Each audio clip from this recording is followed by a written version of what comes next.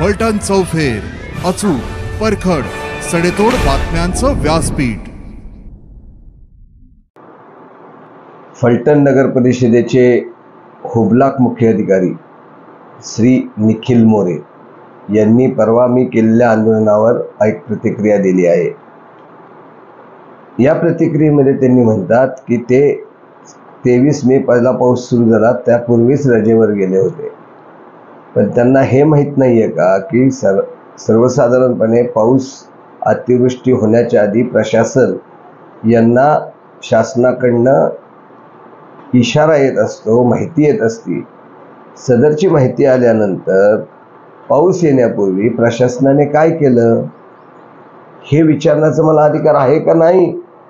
ठीक आहे, माझी भाषा असंवैधानिक त्यांचं म्हणणं आहे. कोणते शब्द असंवैधानिक होते हेही ते सांगत नाहीत आणि ते धांदरट खोटं बोलतायत.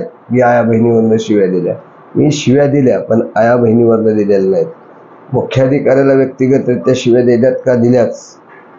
त्या ठिकाणच्या काही अधिकाऱ्यांना शिव्या दिल्या का? तर दिल्याच. तो माझा जो त्रागा होता, राग होता, तो का होता? माझ्या आया बहिणी संसाराची वजवाटूळ झालेलं बघून जीवन मरणाचा संघर्ष करत होत्या. त्यावेळेस हे सगळे गेंड्याचं कातडं पांघरलेले निर्लज्जपणे बसून होते. शहरातील गाळ काढायचं काम जर कुणी केलं असेल तर या शहरातल्या माझ्या सफाई कर्मचाऱ्यांनी केलं. जे या शहरात राहणार आहेत, विशेषतः जे केडरमध्ये बाहेरनं आलेले आहेत ना, तो निखिल मोरे, तो रोहित जमदाडे, तर तो अवघडे गेला, तुळशी गेला, पण ह्या लोकांना कुठेही संवेदना नावाचा प्रकार नव्हता. मोरे साहेब, तुम्ही म्हणताना मी इथं नव्हतो, मी नव्हतोच इथं. मी पूर्वनियोजित दौऱ्यानुसार माझ्या भागातील या फलटणमधील साधारणतः 100 लोकांना घेऊन मथुरेला भगवंताच्या दर्शनाला गेलो होतो. 9 दिवसाचा प्रवास करून आल्यानंतर अर्ध्या तासाच्या आत मी जनतेमध्ये होतो. त्यामुळे तुम्ही मला शिकवू नका आम्ही कुठं होतो. तुम्ही इथं राहून काय दिवे लावले? माणसं माझी पाण्यात असताना खुशाल IPLची मॅच बघायला जाता, घरी बसून मॅच बघता, मजा करता. इथं राहून तुम्ही कुठं होतात? माणसांनी झाडून घेऊन स्वतःचा निवारा, कुठलं मंदिर घे, काय घे, याचा आसरा घेतला. आपण काय व्यवस्था केली होती? आपत्ती व्यवस्थापन कक्ष स्थापन केला होता का? एकदा जनतेला सांगा. आपला मुद्दा होता की मी 25 तारखेपर्यंत रजा असताना सुद्धा 24 तारखेला मी कामावर आलो. अहो, तुम्ही कामावर आला नाही.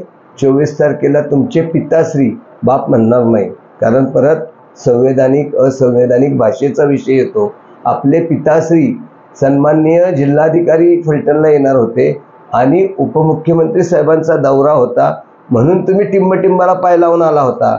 आणि एवढंच जर तुम्ही संवेदनशील असताना जिल्हाधिकारी गेले की तुम्ही फलटण सोडून गेला नसता. आपण म्हणता की मी 1 दिवसाची मेडिकल लीव्ह घेतली होती. मेडिकल लीव्ह घेऊन तुम्ही काय करत होता? IPLची मॅच बघत होता. खोटं आहे का? हे बघा काय दिलंय तुम्ही. हे काय? Only India, only Mumbai Indians विज, बाप तो बाप रहेगा. अरे, ज्या शहराचा बाप म्हणून तुझ्यावर दायित्व दिलं होतं ते पार पाडायचं ना. तिकडं बॅट बॉल करायला कशाला गेला? ह्याचं उत्तर पण दे. तू इथं फलटणला आल्यानंतर किती वेळा राहिला? नगरपालिकेचं बाणगंगा हे निवासस्थान हे खास मुख्याधिकाऱ्यांसाठी आहे. तुझं वय आहे ना, तेवढं माझं राजकीय आयुष्य आहे. तेवढं वर्ष मी नगरसेवक आहे. माझ्या 20-25 वर्षाच्या काळामध्ये राजकीय जीवनामध्ये एकही मुख्याधिकारी असा मी बघितला नाही की जो बाणगंगे निवासस्थानी राहत नव्हता. तू का राहत नव्हता हे मला व्यक्तिगत सांगायची वेळ येऊन देऊ नको. तुझी फॅमिली तुला फलटणला का राहून देत नाही हे सांगायची वेळ येऊन देऊ नको. माझं तोंड उघडलं तर संसार वाचणार नाही हे लक्षात ठेव. कोणत्या कर्मचाऱ्याबरोबर त्या कुठं राहत होता, काय होता, ह्याची सगळी माहिती माझ्याकडे आहे. ज्यामुळं आपल्याला आपल्या घरातनं ह्या ठिकाणी राहायला परवानगी मिळत नाही. ह्याचा उहापोह खाजगी जीवनाचा मला करायचं नाही, पण करायची वेळ आली तर गप्प बसणार नाही ह्याची जाणीव ठेव. भाग 4 येतो की जाहीर निषेध माझा जिल्हाधिकाऱ्यांकडे करणार आहे.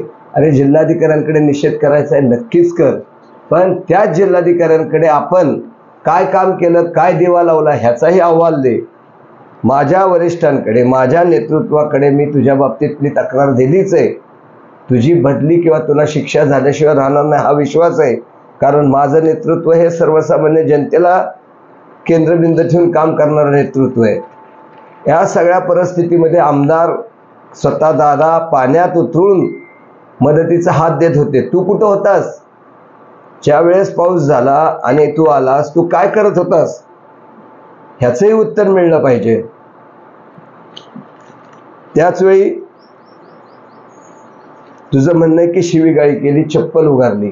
मला दुःख आहे की मी फक्त चप्पल उगारली, तुझ्यासारख्या माणसाला किंवा तुझ्या बरोबर जे काम करणारे जे जनतेच्यासाठी गेले नाहीत त्यांना उगारली नाही. मारायला पाहिजे होती, ती मारली नाही याचं मला दुःख आहे.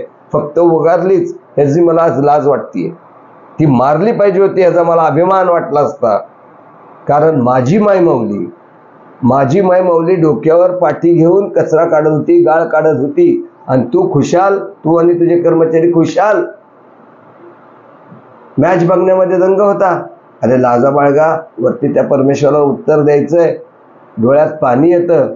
एकीकडे माझी मायमाऊली संसार वाचवण्यासाठी धडपडत होती आणि तुम्ही काय करत होता? माझा आता चतुर्थ श्रेणीचा कर्मचारी जीव धोक्यात घालून काम करत होता आणि तुम्ही लाखांनी पगार घेणारे काय करत होता? मॅच बघत होता. आणि मग तुम्ही गु खाता का काय खाता म्हणून विचारलं, लाज कसली वाटते तुम्हाला? आमच्या आया बहिणी नाहीत आणि तुझ्या आया बहिणी म्हणजे आया बहिणी. अजून सांगतो, तोंड उघडायच्या आधी 10 वेळा विचार कर. बाणगंगेला का राहत नाही याचं सांगायचं कारण येऊन देऊ नको मला. कुणाबरोबर राहिल्यामुळे इथं राहून दिलं जात नाही हे सांगायची वेळ येऊन देऊ नको मला.